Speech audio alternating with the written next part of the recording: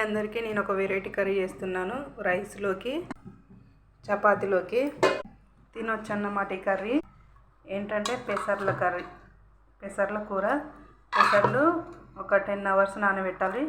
Night నానబెట్టుకొని morning వండుకోవాలి. Night వండుకోవాలనుకుంటే morning నానబెట్టుకొని ఈవినింగ్ వండుకోవాలి. నేనైతే మార్నింగ్ నానబెట్టాను. ఇప్పుడు ఈవినింగ్ టైంలో వండుతున్నా. పెసర్లు అయితే మంచిగా నానినే ఉడకబెట్టిన ఒక 5 విజిల్లకు. చూడండి ఇలా మెత్తగా ఉడకాలి. ఈ కప్పుతోటి ఒక కప్పు పెసర్లు తీసుకొని నానబెట్టిన 3 కప్పుల వాటర్ వేసి 5 విజిల్లకు ఉడికించిన. స్టవ్ మీద ఒక గిన్నె పెట్టుకొని 3 పావులు ఆయిల్ వేసుకోవాలి. ఆయిల్ వేడైన తర్వాత జీలకర్ర, ఆవాలు, ఆనియన్ ఒక 2 పెద్ద సైజు ఆనియన్ తీసుకొని ఇట్లా చాలా కట్ చేసుకోవాలి. ఒక 3 పచ్చిమిర్చి, ఆనియన్స్ ఎక్కువ వేసుకోవాలి. ఇందులో ఆనియన్ తొందరగా ఫ్రై కావాలంటే సాల్ట్ వేసుకోవాలి. సాల్ట్ లాస్ట్లో చూసి వేసుకోవాలి. సాల్ట్ ఆనియన్ ఫ్రై అంతలోపు ఉడకబెట్టిన పెసర్లను ఇలా మెదుపుకోవాలి. పెసర్లు ఉండకుండా కొంచెం చిక్కగా వస్తుంది అన్నమాట ఇలా మెదుపుకుంటే. ఆనియన్స్ ఫ్రై అయినాయి. అల్లం వెల్లుల్లి పేస్ట్, పసుపు,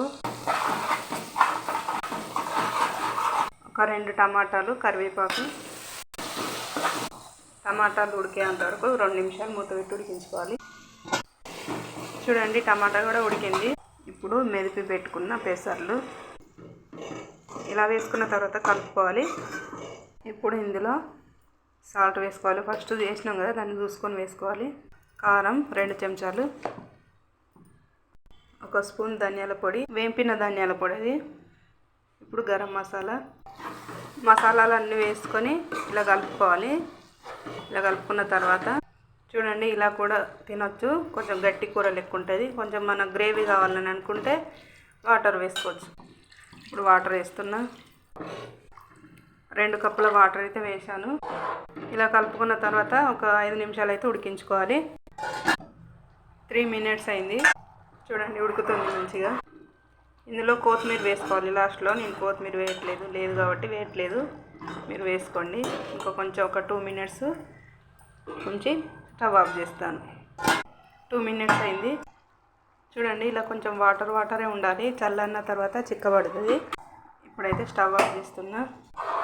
ఈ కర్రీ పెసరపప్పు కంటే పెసర్లతో వండిన కర్రీ మంచి హై ప్రోటీన్ కర్రీ అన్నమాట. ఎందుకంటే పెసర పొట్టుతో వండుతున్నాను కాబట్టి మంచి హై ప్రోటీన్స్ ఉంటాయి ఇందులో. ఈ కర్రీ చపాతీలోకి, రైస్లోకి తినొచ్చు అన్నమాట. నచ్చిందా ఫ్రెండ్స్? నచ్చితే లైక్ చేయండి. కొత్తగా చూసినట్లయితే సబ్స్క్రైబ్ చేసుకోండి ఫ్రెండ్స్. బాయ్. మరో నెక్స్ట్ వీడియోలో కలుద్దాం.